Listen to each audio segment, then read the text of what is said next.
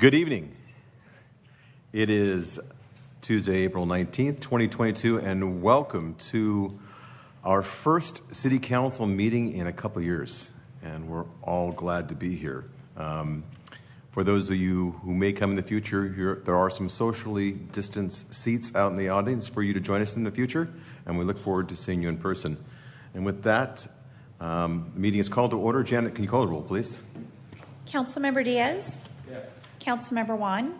Here. Councilmember Wolf? Here. Vice Mayor Tillman? Here. Mayor Cloven? I'm here. Janet, will you roll the meeting protocol video, please?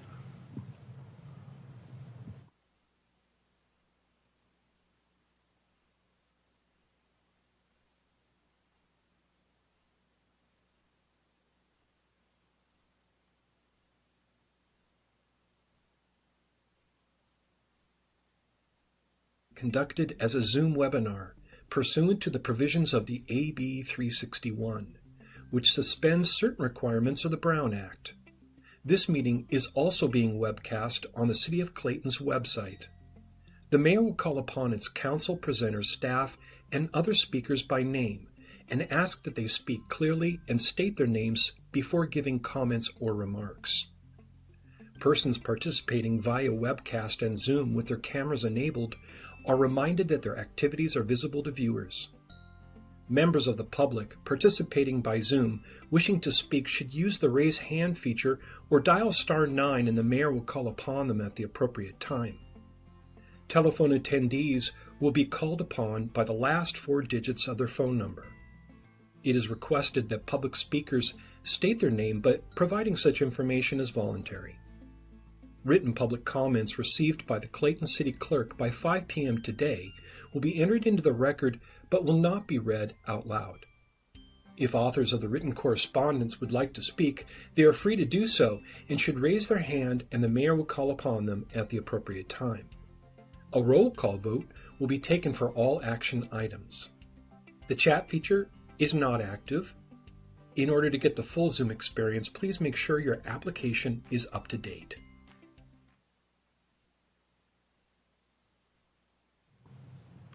Thank you, Janet. Appreciate that. Closes item number 2. We'll move on to item number 3. And for the past 2 years, we've really appreciated Councilmember Diaz leading us in the Pledge of Allegiance. But now that we're in person, let's all stand and do so.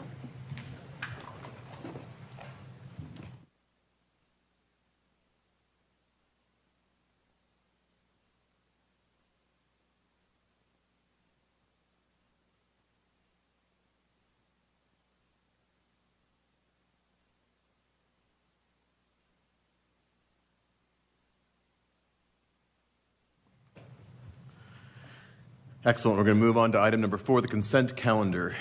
And are there any items on the consent calendar council members would like to discuss or pull from the agenda? I'll move approval. I'll second. That's great. We got a first and a second. But before we can do so, we need to move this to public comment. Janet, are there any hands out there regarding the consent agenda?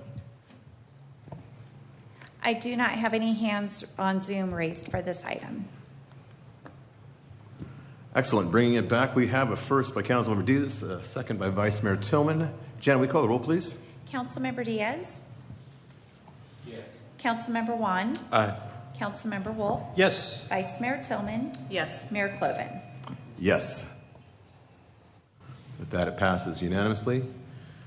Move on to item number 5, which is recognitions and presentations. Item number 5A is items that have previously been recognized previously, which is Earth Day on April 22nd and Law Day on May 1st. There is no rereading of those, but we do acknowledge those and that they are so present. And we'll move on to item number 6, reports. And we'll start off with item number 6A, City Staff and City Manager Report. Raina, it's all you. Great. Thank you, Mayor, members of the council. This is my first official in-person council meeting since I started almost a year and a half ago. So that's pretty exciting. I'm delighted to be here. I don't really have much of an update in terms of a report this week, but I appreciate everyone's patience as we get used to having in-person council meetings again, and we'll start to get back in the swing of things for a regular process. So appreciate that and look forward to these as they continue. Thank you very much. Thank you, Raina. With that, we'll close item number 6A and move on to City Council reports, item number 6B, and we'll start at the left. Council member 1, do you have a report? No report this time. Excellent, thank you. Vice Mayor Tillman? Sure, thank you. It was pretty brief. I was on spring break at our last meeting, but I did attend the mayor's conference briefly. I believe that was on April 7th. And I also attended the Clayton Community Library Foundation luncheon that they had for Karen Hansen-Smith. And we had 2 proclamations that we gave her, or that we presented to her. So one was, I'll read it to you. Presented to Karen Hansen-Smith in honor of her retirement after 17 years and 4 months of exceptional service to the citizens of Clayton during her tenure as branch manager of the Clayton Community Library. And we also gave one to Lisa Jones, and she was Volunteer of the Year for 2021. And that read, in recognition of your outstanding and tireless contribution to keeping the bookstore stocked and your work processing donations for the Clayton Community Library Foundation book sales. And I know that you guys have received reports from me every time I've attended some of those meetings with them to let you know that they just had a book sale that ended the weekend of April 2nd, I believe. 2nd and 3rd, I think it was. And they raised over $3,000. I think it was over $3,500. So I think I shared that at the last meeting, but just wanted to reiterate that. That's all due to Lisa Jones organizing all of that and getting all the books together. And that's my report. Thank you. Thank you, Vice Mayor Tillman. And we'll move it to Councilmember Diaz, please. Thank you. Just a couple of things. On the 11th, we had the annual barbecue meeting, which is moving along very nicely, which will be on July 9 and 10 downtown. After that, on the 14th, I met with the security company that's going to be providing security for the Art and Wine Festival. We met with the police chief and the officer in charge, Sergeant Ania, for the morning. And then we did a complete walkthrough with them and went through every facet of what is potentially going to be expected downtown throughout the event. And we're just now finalizing many of the details for the Art and Wine, which is this weekend, Saturday and Sunday. On Friday, we'll be downtown setting things up. And it looks to be a beautiful weekend. Temperatures are going to be in the mid and upper 70s. And we're expecting a bumper crop of people coming out for that. So we're looking forward to that on this Saturday, 23, 24 of April. Thank you. Thank you, Councilmember Diaz. Is it me? That would be you next. No. Okay, good. All right, well, I met with you a couple of times. Had a meeting also with the barbecue committee from CBCA, and also met with the CBCA board, which I'm an advisory member there. Met with Planning Commissioner Denslow, and also took some emails on some code violations from citizens, and also, by the way, if you tried to get in touch with me on voicemail, our voicemail was down, and so as soon as that's back up, I will check my voicemail and get back to you. And then I think, the Pride Parade Committee I met with a couple of times. I have another meeting again tomorrow evening. That looks to be a really good celebration coming up on the 25th of June in downtown Clayton. That'll be our first one. And I also want to mention that a very important Claytonian passed away, Jack Sogomonian, who was a CBCA member, a longtime CBCA member. I didn't know him very well, But when I did talk with him, we always had a good chat. He was very much after my own heart with wine and travel, and he passed away while he was on vacation.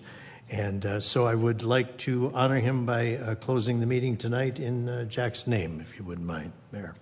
So that is my report. Thank you, Councilmember Wolf. I want to dovetail on Councilmember Diaz's comments regarding CPACA's Art and Wine Festival this weekend. What we are as a city is primarily a volunteer city, and we can't do our festivals without volunteers. And former Mayor, Councilmember Tuya Catalano is heading up the committee to get volunteers for the different booths and things that we have. We have significant needs still for volunteers to help with the ticket booths on both Saturday, but Sunday afternoon in particular, as we close it down, there are shifts available for you to collect money and give tickets for the different things you can purchase with the tickets. And so if you have proclivity, please get online and sign up. She could use the assistance. I attended two different functions. The first was the Mayor's Conference on the 7th. There was a great presentation by CCTA about electric charging stations and rebates for e-bikes and the challenges that we have for those who don't have access.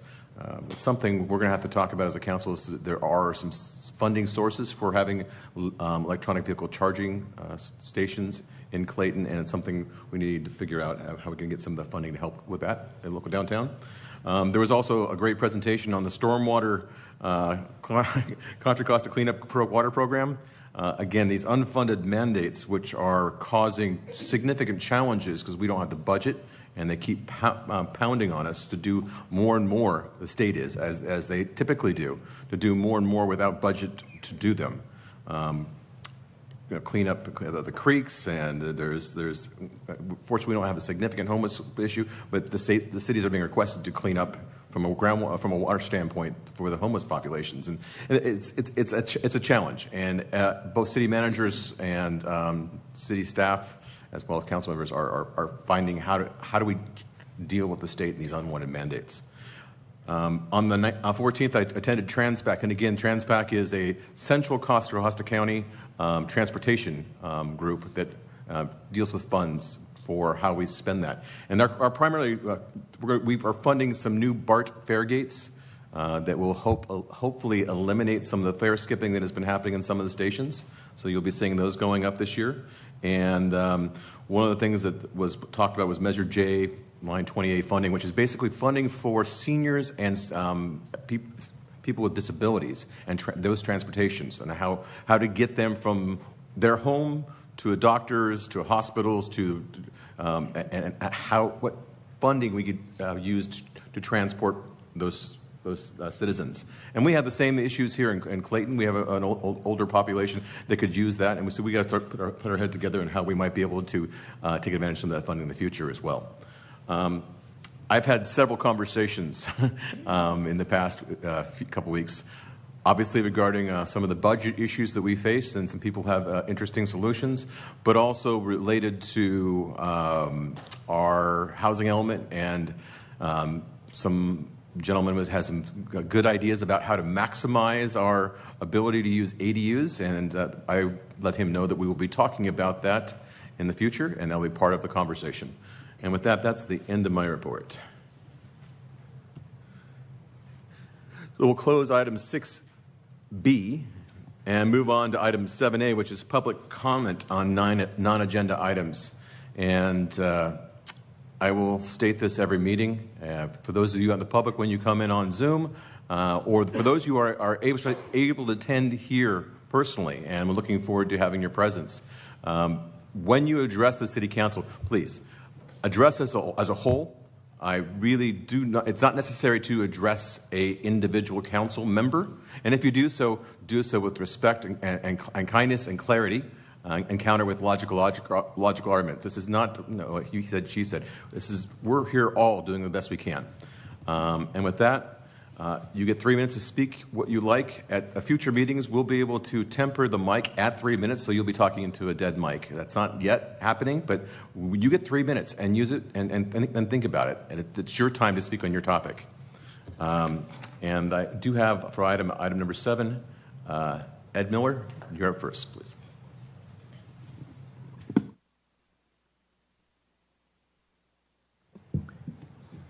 Thank you very much, members of the council. I have a very short thing to mention, and I sent you all an email earlier today, which you can review in detail at your leisure.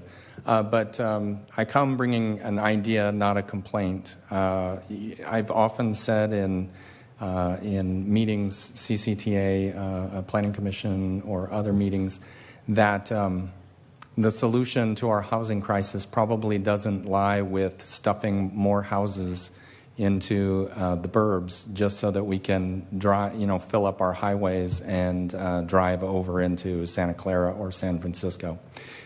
But I bring this to your attention because there are a few cities in the eastern part of the county that are sort of grabbing onto that idea and turning it into something actionable.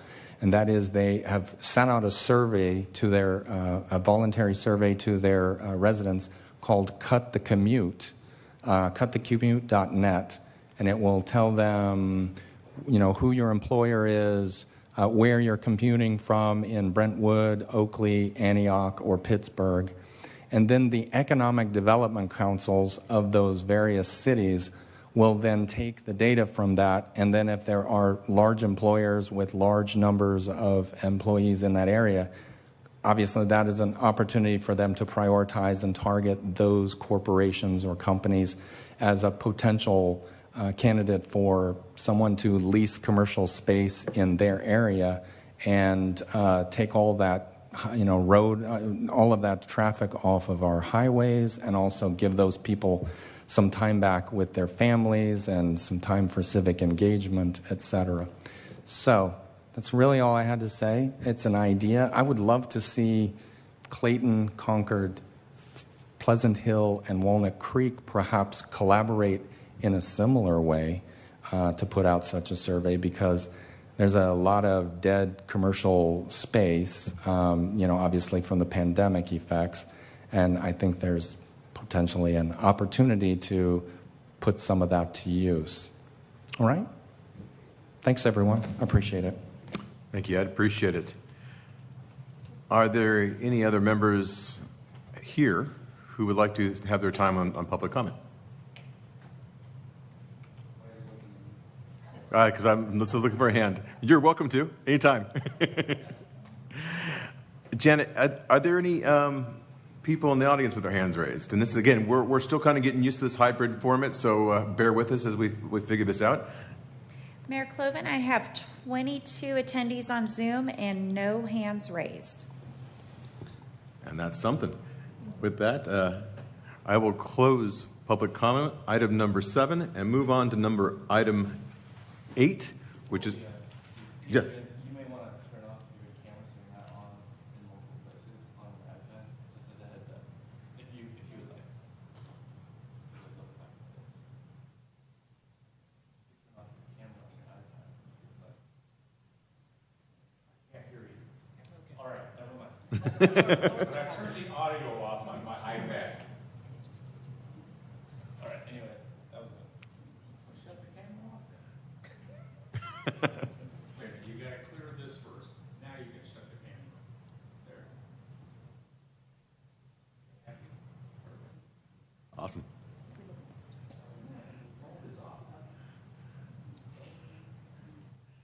Thanks, Jeff. And Earlier today about making sure that the video and the audio were off. all right, we're going to move on. At least I'm trying to abide by that. Much appreciated. We're going to move on to public hearings, item number 8. And we're going to move on to item 8A, which is to introduce and waive the first reading of an ordinance of the City Council in the City of Clayton adopting a military equipment use policy in accordance with the Government Code 770. Police Chief Warren, you are up. All right, good evening. I'll just go over a summary of what's in my staff report. So in September of 2021, Governor Newsom approved Assembly Bill 481. This bill requires that each law enforcement agency's governing body adopt a written military use policy by ordinance prior to the acquisition and use of any military equipment and the approval of such a policy for the continued use of any existing military equipment.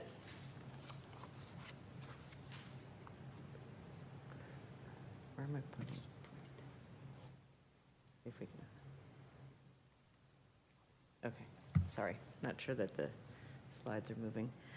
So the definition of military equipment under AB 481 is not necessarily indicating actual military equipment.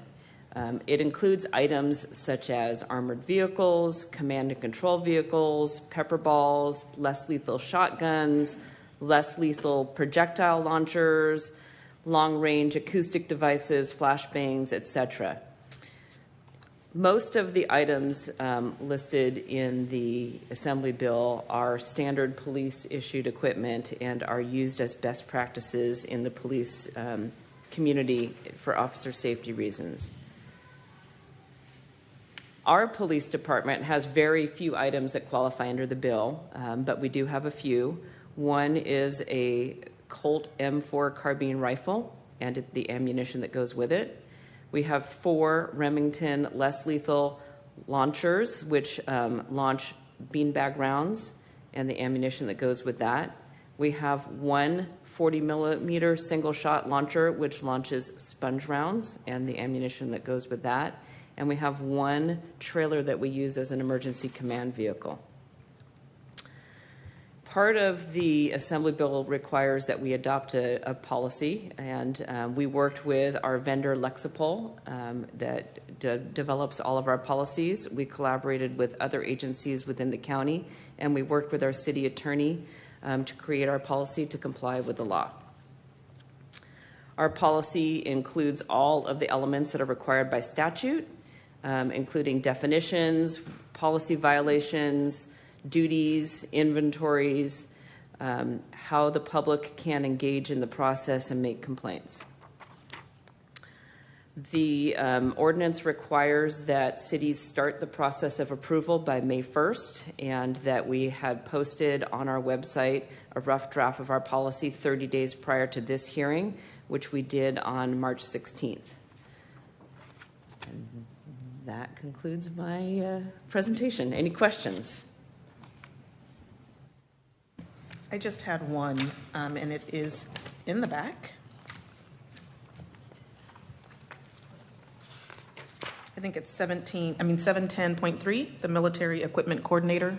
Yes. And it says the chief of police shall designate a member of this department to act as a military equipment coordinator, and then list the responsibilities. And I just wanted to know who ours was. Who did you designate for that? It will be the administrative sergeant, so whoever is assigned in that role. Right now, it's Sergeant Regina. Okay, thank you. We don't have long-range acoustic devices. We do not. That's unfortunate. Any significant change from prior year? No. All right.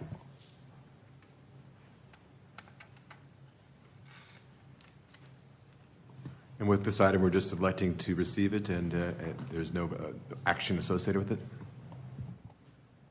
You would need to open the public hearing, Mayor, and presuming there's no public comment, then you would introduce the ordinance and waive first reading, and we would bring it back on consent at your following meeting. With that, public comment is opened for this item, item number 8A, regarding the military equipment that at least Chief Warren has just spoken about. Do we have any comments, Janet? Mayor Cloven, I have 21 attendees on Zoom and 0 hands raised. There are no comments on public comment for this item. With that, we will close public comment for this item, item number 8A, and bring it back to City Council. Any discussion?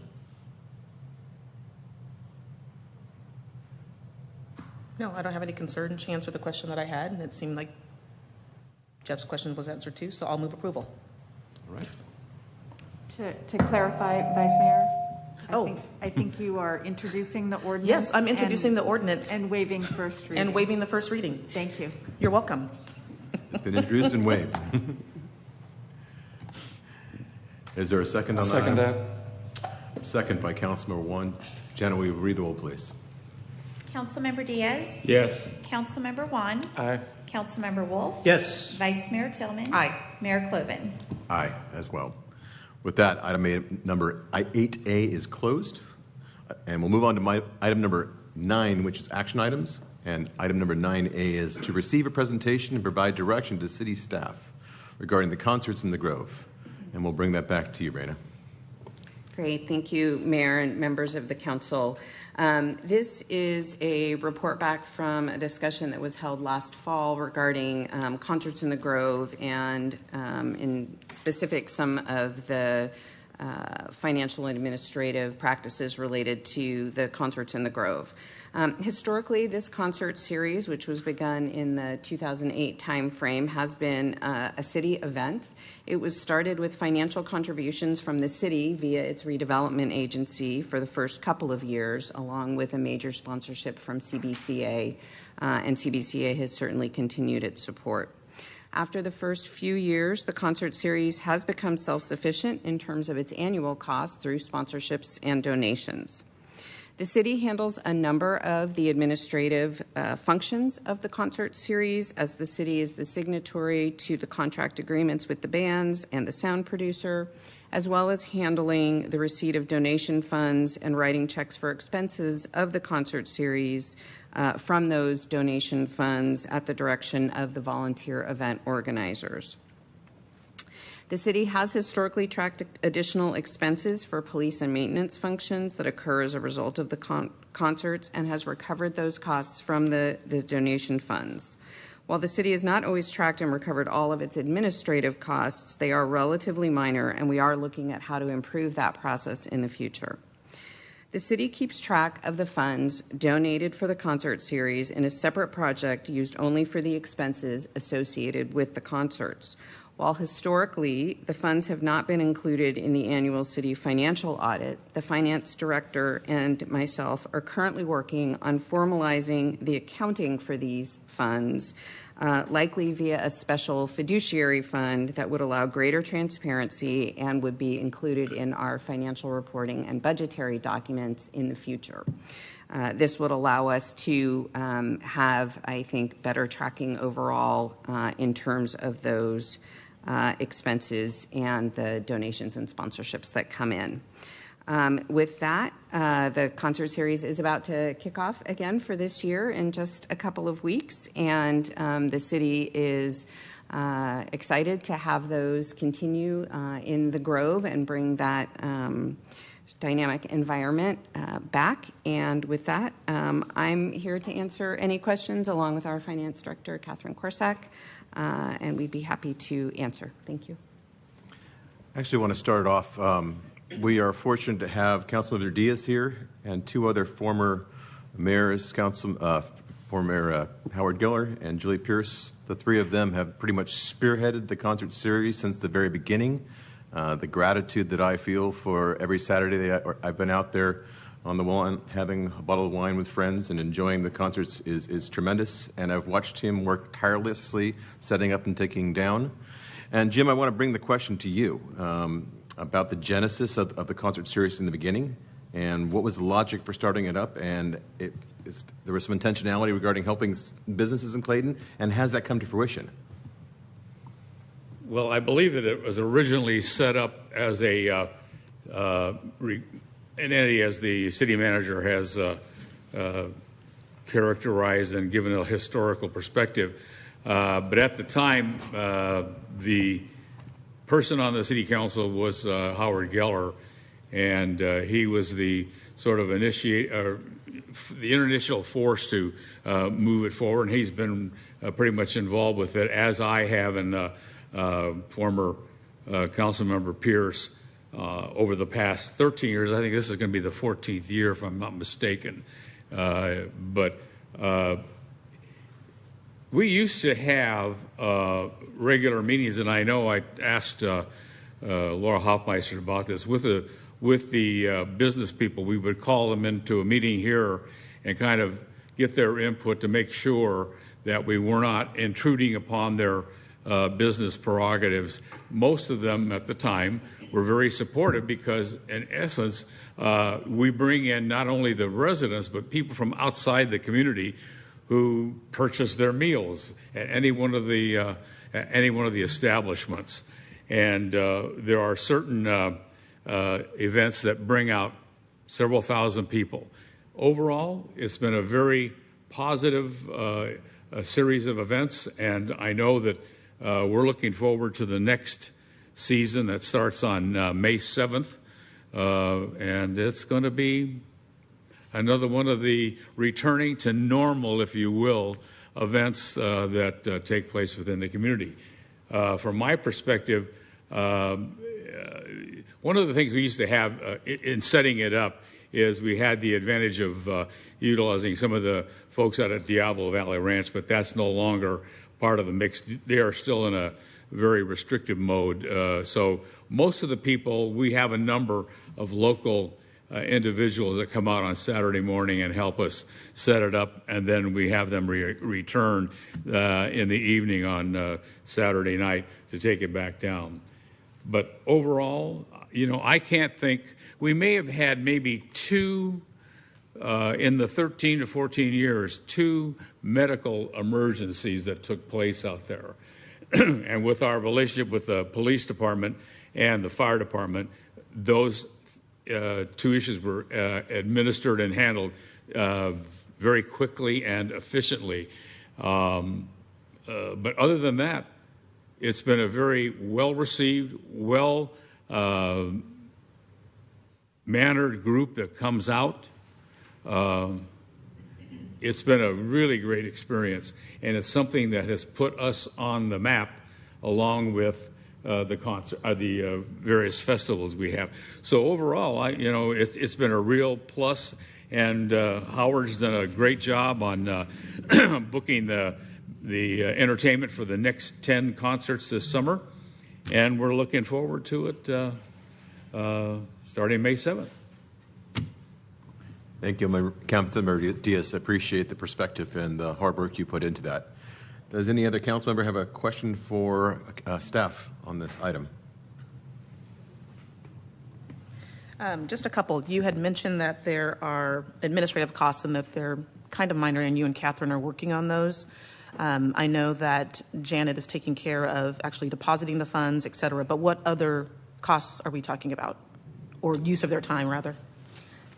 So the processing of the contracts through myself and the city clerk, that's one piece of it. The financial components, whether it's counting cash or managing the deposits or managing the accounting for those, are costs that are handled through our finance department. Those are the primary types of administrative costs that we've not necessarily really tracked very closely.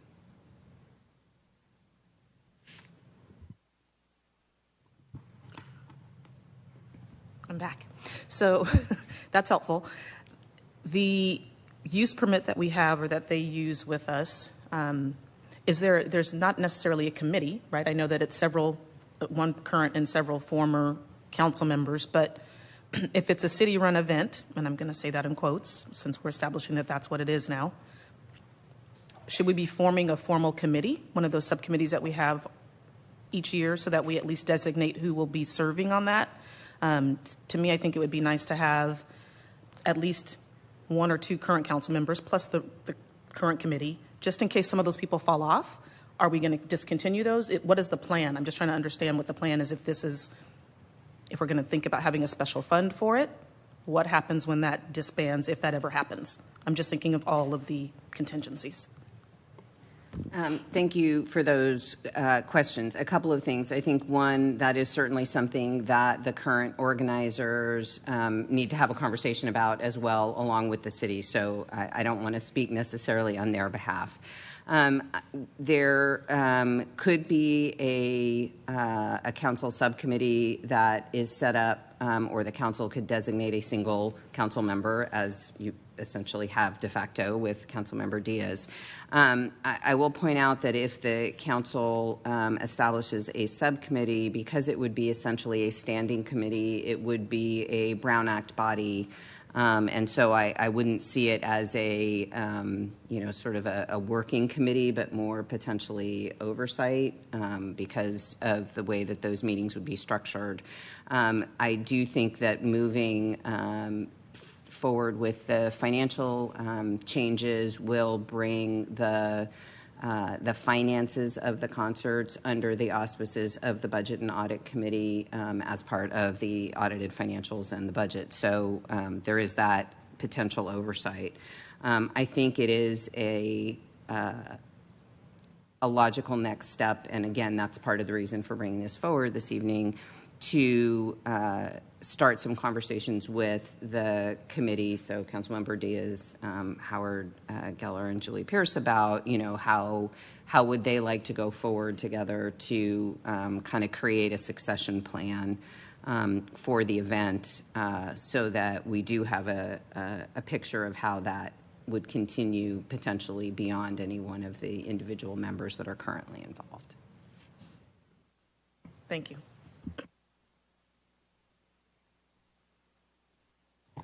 So, kind of, I don't know if this is working. In line with the financial aspect, where are the inflows and outflows currently being recorded in general for the activity? So it's currently being handled as essentially a liability account in a project. So we track it all under a particular project code, so we can run a report that says, okay, what's everything that came in and out of that project, and what we are looking to do is move that into a project within a separate fund that it doesn't stand really outside our system, but would move more within our system. Okay. When you say that it goes as a project against a liability, does that mean we're recording the activity inflows and outflows against a liability account so that it acts as essentially sitting on the balance sheet? Come here. Hello. Feel free to change the name tag. I don't know if I know how to do that, but so it's being recorded in a agency fund as a liability, and yes, so inflows all are of the recorded inflows and as outflows. a credit to the liability. Correct. Outflows are recorded as a debit to the same liability. That's correct. Yes. Okay. And this is how it's been done for years. So by moving it to its own fund, we would then have revenue and expense accounts that fund, and then you instead of having to record it how it's supposed to be. Exactly, it is in our financial system. It's just as this separate, it's a project, and we would keep the project the same, so it would still have the same project ID.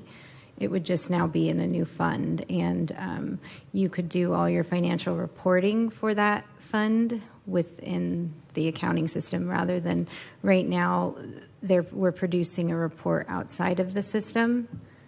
So we have to get all of the data from that liability account and then produce like a mini financial an activity statement. report rather than an actual revenue. That's correct. Yes, like a project activity or project detail report right now. So, what's the magnitude of transactions that flow on a normal year through the project? okay, yes. Either in dollars or volume. I think the inflow for the revenue per concert is around $2,500 per concert that's coming in. Okay. And the outflow, I believe it's about 25 to 30 transactions of out. I don't believe it's more than 30 transactions. Okay. For I mean, that a concert kind of is year. a gauge of like the administrative burden, right? Yeah. Okay. And then, so if we've been doing this for 14-ish years, what's the net position overall? $142,000. I'm sorry, $78,000 is for the concerts in the Grove, but then there's an additional amount in there that I have to deduce where that belongs. I think that's 4th of July and other city events, but it's in this city event account. And right now, the net position of that city project in the city event account, it's $142,000. So I have to split that up and figure out where the rest of it is. Okay. So I mean, I asked for this item, I think, back in sometime last year. And really, you know, at the time when we had talked about it, you know, Raina, what we had discussed was that the city acts as a fiscal agent for the events. That wasn't really clear to me what was actually happening. And so, you know, I asked for this item so that we could kind of figure out what's actually happening, and I think that's very helpful, so thank you. I mean, don't get me wrong, I think the concerts are great. Like, they're fantastic. So it's a great benefit to the city, to the residents, and I think it does a number of awesome things. So that, to me, is fabulous. I want to ensure that when we take on these types of activities, that we do it, you know, in the best way possible, and to make sure it's very transparent. We know what we're actually doing. I don't even know if the city is if it's a city event. It's tracked in a city event project, apparently. That's labeled that way. If it's a city event, why do we get a use permit? We don't need a use permit if we're doing it. It's our city. That's kind of weird. So it's somewhat inconsistent. Not a big deal because we don't pay for it, right? Because we waive it, I think. But like, if we are going to treat it as a city event, then I think we should, you know, we need to do a few things to make sure that this isn't even a question. Let's get to the questions. You might want to come back to yours. Yeah, we can come back. But I have a couple other questions. So one of them had to do similar to what you were asking about, succession, I guess is a good way to describe it. Like, what happens if the current folks that are essentially doing all the legwork? Because I understand that, you know, Raina, you act as the oversight from the city, the ultimate oversight from the city perspective. But I think on the day-to-day activity, it's my understanding, you correct me if I'm wrong, that it's managed mostly by Howard. Is that accurate? Okay. And so, you know, if Howard decides that he's had enough and he wants to retire and you know, enjoy what he's earned, then what happens to the rest of the activity? I think that I have a question about what happens in that case. Also, you know, you had suggested a fiduciary fund. So I guess my question is, why a fiduciary fund and not an enterprise fund? I'm not sure what the intent of the city would be if we are really acting as a trustee for the benefit of these things, or are we treating this like an enterprise endeavor, much like a business? We've earned somewhere in the neighborhood of $70,000 to $140,000 over 14 years, so not a huge amount, but I think it's earned more than Endeavor as an enterprise fund. So Endeavor Hall is an enterprise fund. It loses money generally each year, but this seems to be a venture, especially given our financial position, that, you know, we can treat it that way if we'd like to. I think that's an option that's available to us. So that, and then. Yeah, so I guess my other question was, where is it in the budget? But I think you answered that already. So it's not. You need a question, Jeff? That is, that and the use permit is my only question. I had the same question about the use permit. It didn't make sense to me that if it were a city event. Is it? I mean, it doesn't have to be a city I think event. that's the clarification that I think we've received from Raina. It historically has been a city event. It just was forgotten, and for some reason that was the case. And they, I don't know. So it kind of started off that way. Yes, please. Yes, Assistant to the City Manager, Laura Hoffmeister. I think I can respond to your question about why would the city ask for a use permit of itself? We use that. There is no fee charge to it. But we use that so that we can process that information internally, that maintenance can identify when and what they need to do to help support the event, the police department, what their estimated cost would be, and those funds are then charged against the account, the funds that the event has. So it's not, we treat ourselves the same as the public events so that we can do the same type of tracking and preparing for the event so maintenance knows the dates, what they need to do. So there is no fee that we charge to ourselves for the use permit or the noise permit, but it's just one of those things that we do. And we do notify and do the noticing just as we do with any other non-community event, non-city event. Just like for Art and Wine or Oktoberfest, the same procedures are followed. So it's just our internal tracking that we were able to communicate amongst the rest of the staff as well as to the public and the downtown businesses so they're aware of the concert schedule, what's happening, and they can plan accordingly. Thank you very much. Are there any other questions from council on this item? I think the only other question is, I think we have a couple different directions that we can go. It never seemed to act as a city event, although we had the name, and I think that was it. So it seemed like it was in name, it was a city event, but we had done a lot of the, as described, a lot of the administrative work, as well as I think some of the non-administrative actual work, like the fencing and the other setup, and we're resodding the lawn, and there's a lot of things that are not necessarily directly connected, but are somewhat related. And so it always seemed like it was straddling the line a little bit. And so I think it can really go either way. But regardless, it's whatever makes it easier for it to happen, I think, is good. I do think that as a couple of next steps, one is firming up and what I'm hearing is firming up the financial mechanism that we will use to bring it into the financial reporting and the budget. So whether that's an enterprise fund, which Catherine and I had talked about, or a fiduciary fund.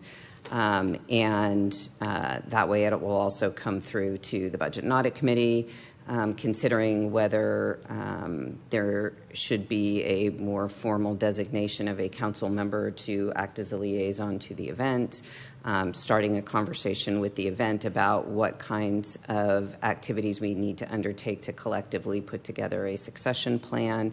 I think those are all kinds of next steps that have come out of the questions that have come up this evening, as well as clarifying any other characteristics of the event that would firmly land it kind of on one side of the fence or the other regarding, is it a city event, et cetera. It's clearly been, I think, in many ways handled as a city event, certainly from its inception, and we can clarify how those things get described. But those are kinds of the next steps that I hear as items to come back in one way or another as a result of this conversation this evening. Did I miss anything? No, that's sorry. I mean, yeah. I think so. Until we hear from the public and hear from the Can I ask one more question? Sure, please do. Can you contrast how treatment as an enterprise fund versus a fiduciary fund would change, contrast the two as it would change the treatment of the activity?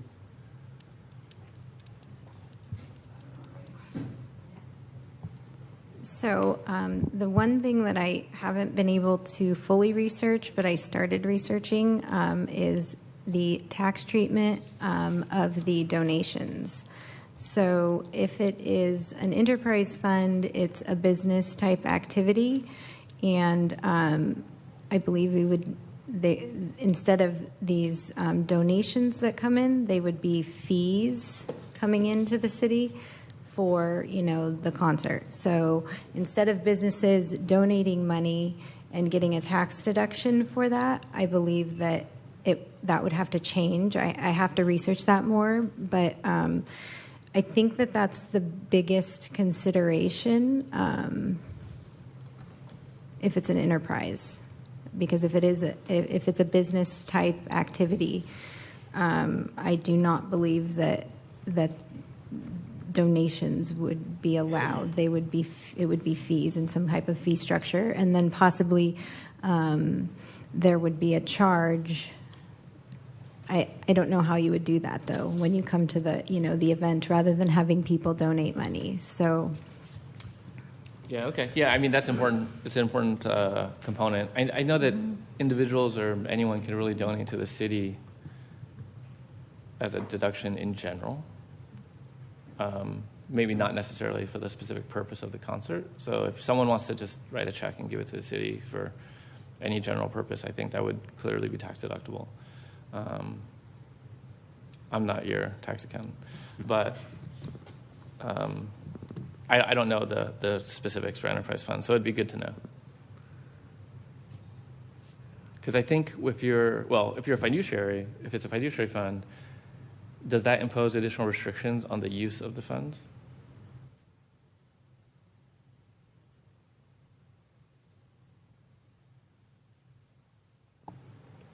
I think it depends on how the fund is set up. Okay. And we also don't have a contract with, we don't have any contracts since we are the one, the ones putting the concerts on or the events on. So. Okay. It would be good to know, or to understand at least, because I wouldn't want to hamstring ourselves with one or the other without knowing the ramifications of that choice.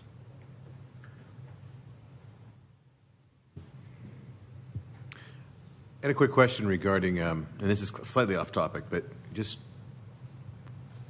the handling of money and the donations and the jugs is time-consuming and messy.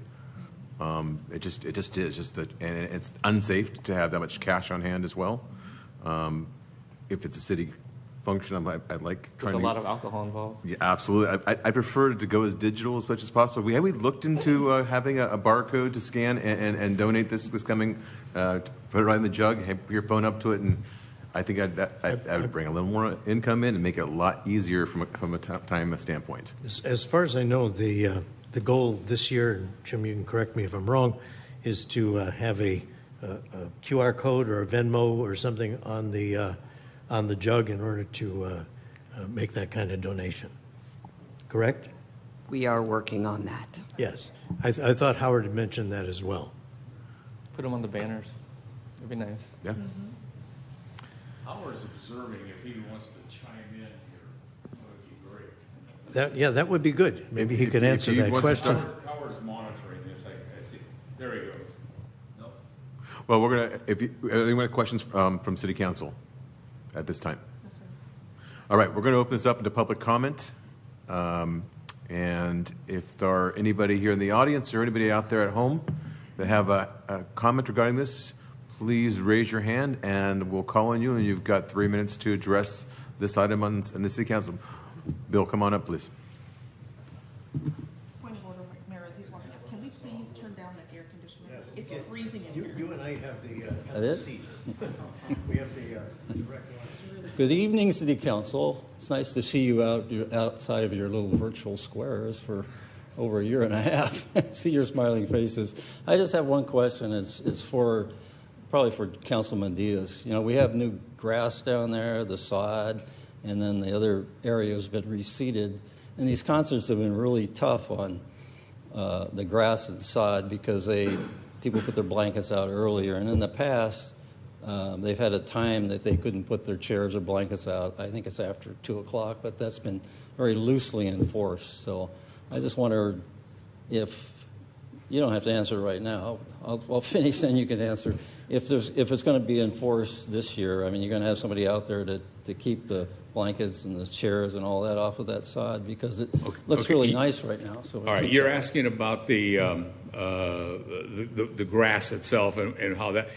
Okay, it had deteriorated, and I know I was working with the city manager and the maintenance supervisor, and due to staffing and other issues, that kind of got put on the back burner. Although we have a fund that has the money to take care of that, and now for this next concert season and for the Art and Wine, for that matter, as you see, it has been replanted, resodded in certain areas, and it's been fenced off. They took fences down. Right. It may have been taken out because of the Art and Wines this weekend, but it was to protect it, to make sure that it would be able to gain hold and get established again.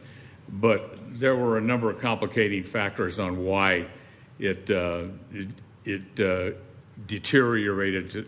And I will say this: yeah, it's a challenge during the concerts to keep people out of there until the concerts begin, because they come down there. We're down there early in the morning. It's not a pleasant thing to do. And people are actually coming down there, at 10 or 11 in the morning, and we tell them if they don't stay with it, their chairs and everything else is going to be removed, because we do post it down there that 4 o'clock is the cutoff time. Yeah. But I just say it's a challenge to keep people out of there. It'll be interesting to see what happens. Not so much this weekend, because there'll be nothing directly taking place in the Grove Park.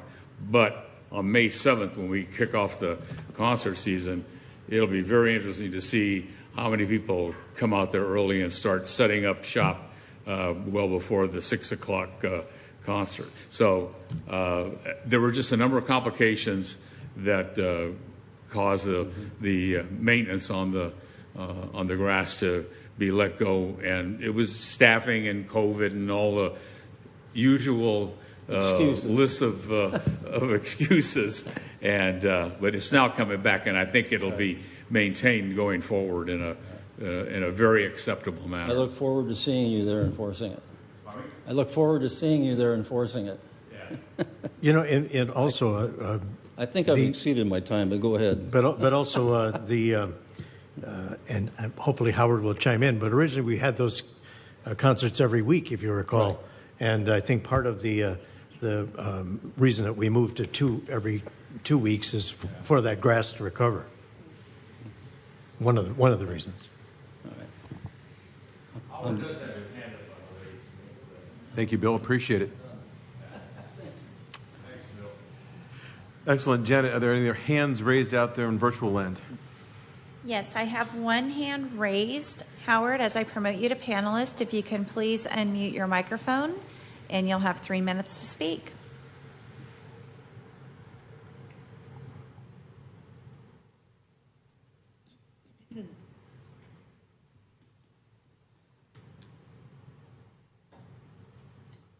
Council, Mayor. Greetings, Howard. Welcome. You're on. Okay.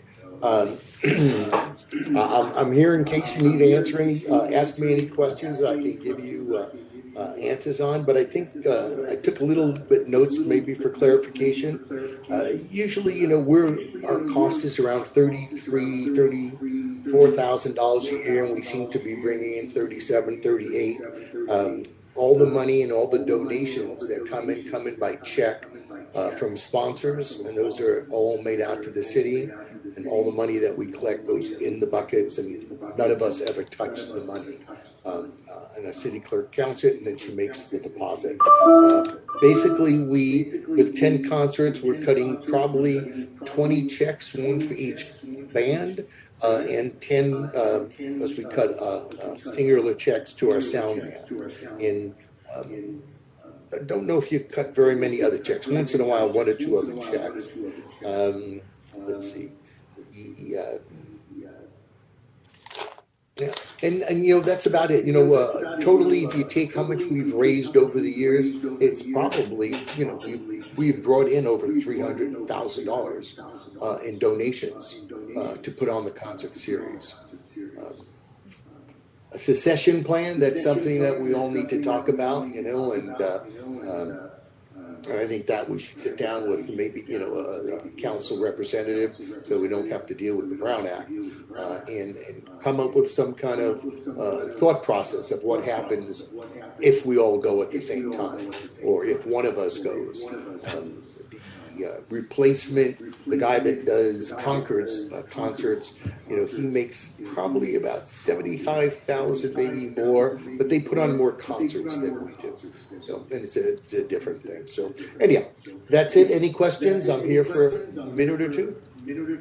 Well, Howard, can I ask him a question? On that Venmo question or the QR code question, are you doing something like that this year on the buckets? Pardon me? Staff is working on it. Okay. Approached the city for it, and our city accountant, and they are supposedly working on getting us that code so we can put it on there, and hopefully get more donations that way and reduce cash flow. So we're hoping that's going to work, and we're just waiting for the city to make the next move. Thanks.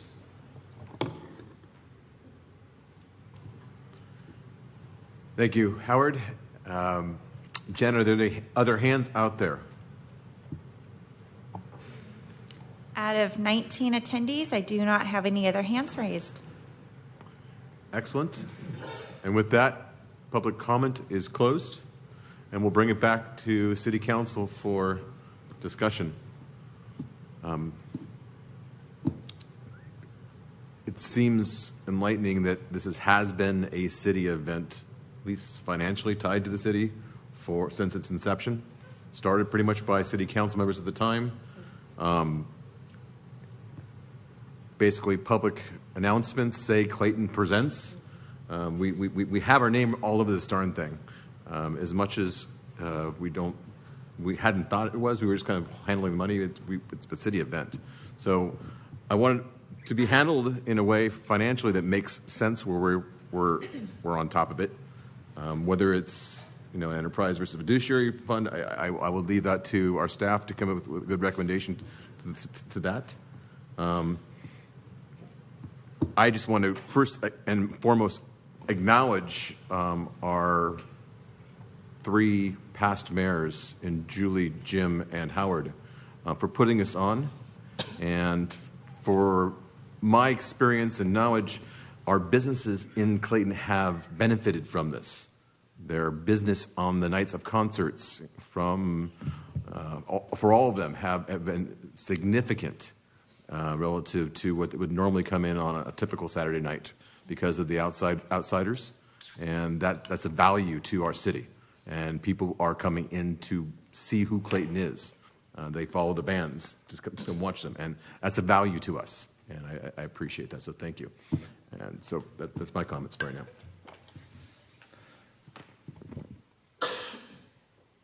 You want to go ahead? I was just going to reiterate a little bit of what you said, but I am pleased to hear that they are receptive to having a secession plan put in place and having further conversations about that. I think everybody will be surprised to hear that it's actually a city event, and I would like us to not only have this plan with this committee or a group of folks, volunteers who are doing this, but for any of the events that we're doing, and then also to put some policies in place or put it in writing so that it's crystal clear on the website, so that anybody who wants to host an event or plan an event or do anything in town, there's no ambiguity, and these are the steps that you have to go through to do it. These are the people that you talk to, so that it's fully transparent online as well. I just think it's pretty important that we treat the transactional items in the way that they're supposed to. I think we would agree that I don't know how much accounting detail you want to go into, but having all the activity essentially go into one account, ins and outs, netting them against each other is is not the way that you're supposed to do it, I would say. And so what that does is you could, I mean, for example, you have $1 million of inflow and $1 million of outflow. It all gets recorded to the same place. When you run if you don't run your activity report and you just run your normal statements, it shows 0. And so having all the activity of a city-sponsored event essentially happen the equivalent of off-book is not very good. And so definitely treating the activity in the way that they're supposed to be, segregating it, not necessarily just by project, which is great for tracking, but in either a fund or there's a lot of ways to do it, I guess. But something so that when that it shows up as your budget, shows up as all your expenses, you'd be able to properly allocate all your administrative overhead if you so chose, if it's worth it. If it's not, then it's not. And it just allows you to do a lot more, to understand it better. So I think, because I look at the budget every year, and I've never seen it. Like, it's not there. So that's not great. But, if we do that, I think, if we can get more information about the different types of funds, my understanding of fiduciary funds is that they're designed to hold assets or items or whatever, either physical assets or non-whatever, on behalf of somebody else. And I don't think that's our intent. So maybe an enterprise fund is not right for whatever reason, but I think that we could find whatever the right fit is so that it shows up. I mean, granted, we have Endeavor Hall as an enterprise fund, and it is comparably tiny to the activity that goes here. So I think just treating it, all the administrative oversight and just how we execute, if we improve those things, I think it'd be great. And whatever way makes it easier for the concerts to happen is I think the way we should go. So. Thank you, Jeff. I agree. Any other comments or discussion? Yeah, I have just to kind of recapture what we discussed this evening. And if there is a so-called committee, it does exist. It consists of 2 former council members and mayors and myself, and we coordinate very directly at the beginning and prior to the start of the series with the city administration to make sure we're all in step on what steps and procedures we're going to implement throughout the concert series. I would agree that there needs to be a little more structure and formality to that, and I don't know what it would take, but I think with the 3 members of the so-called committee and the city administration and management staff, we can accomplish that so that there is transparency and that people understand the revenue that comes in from the event, sponsorships, donations the day of the event, and so forth, and that the concerts in the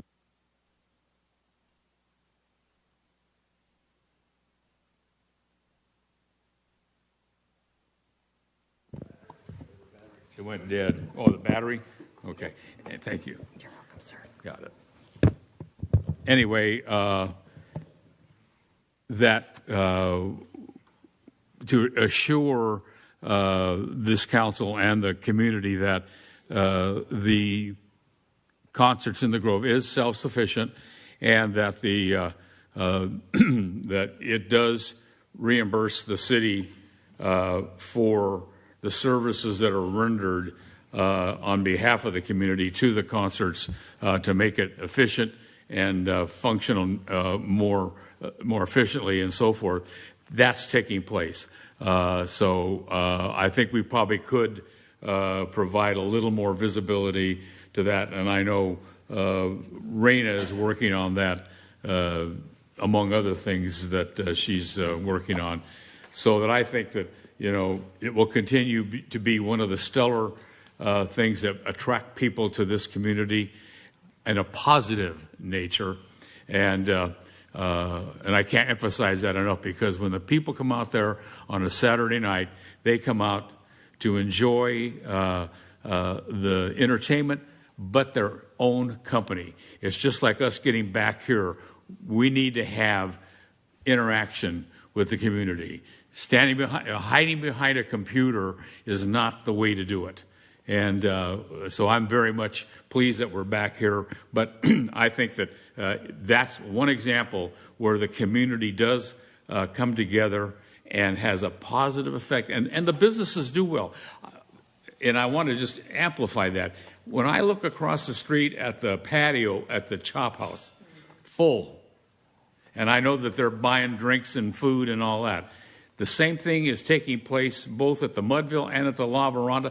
And the other place that's doing a bumper crop of business that night is Scipolini's, because I know when we clean up at night, I can't tell you how many empty packages of pizza boxes we have to take care of and make sure they get into recycle. But anyway, I think it'll just a little more tightening up of some of the little things that we already do, that's making sure that the city gets reimbursed for its involvement in sponsoring that. It will be a very positive effect for not only the concerts, the community, and this city. Thank you.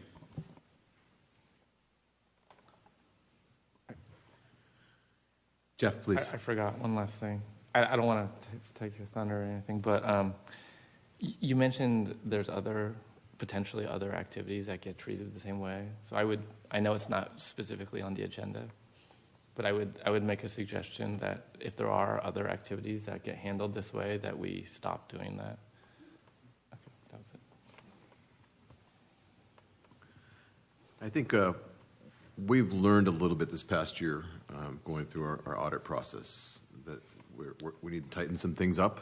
And I wanted to, again, appreciate the staff who have jumped into it and helped us tighten things up. And this is one of those things that we're needing to do. I'm personally looking forward to seeing next year a balance sheet relative to how this concert series did.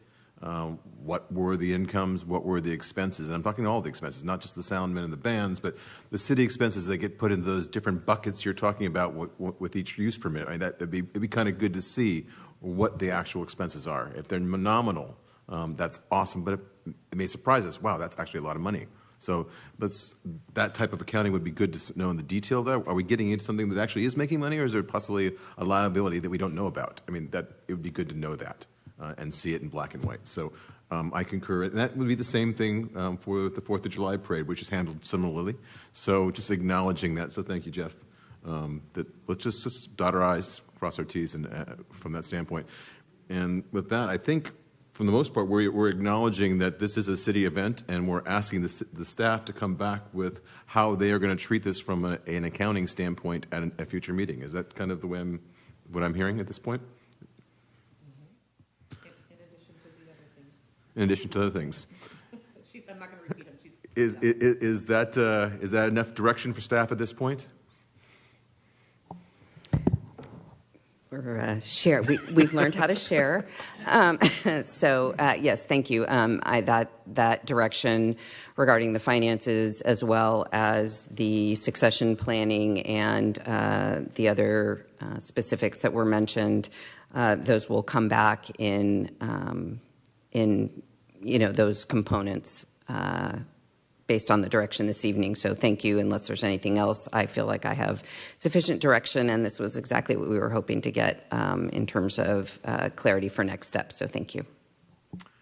Thank you. With that, we get to close item 9A and move into item 10, which is closed session, which there is none. And we'll move to item number 11, which is council items for future directives of future meetings. Vice Mayor Tillman.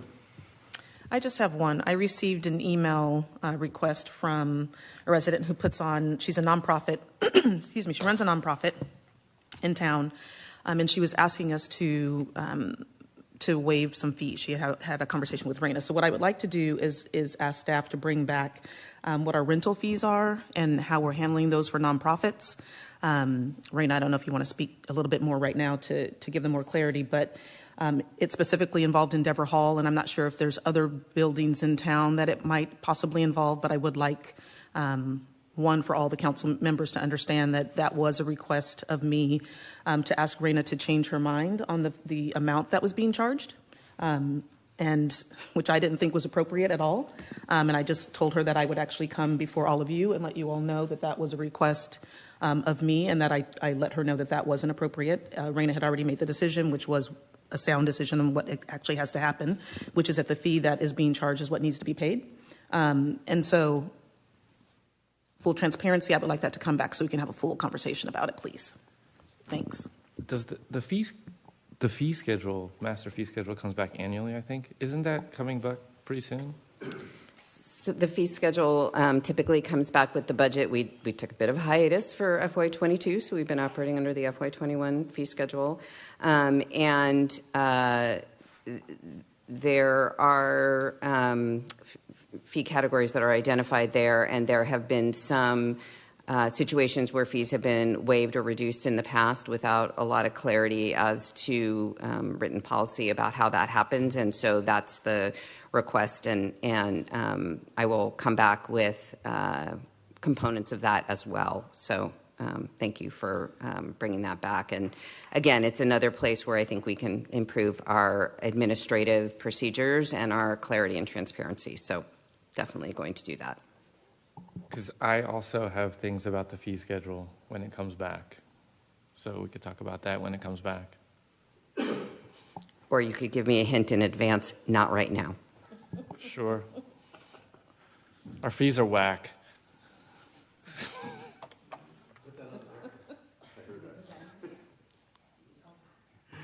Are there any other items for future agendas, future meetings? With that, item number 11, council items, is closed. And we're going to move to item number 12, adjournment. And this time, as requested by Councilmember Wolf, we're going to adjourn tonight's meeting in honor of a former Claytonian who's passed, Jack Sogamonian. And thank you for your service, and may your memory be a blessing. And tonight is adjourned.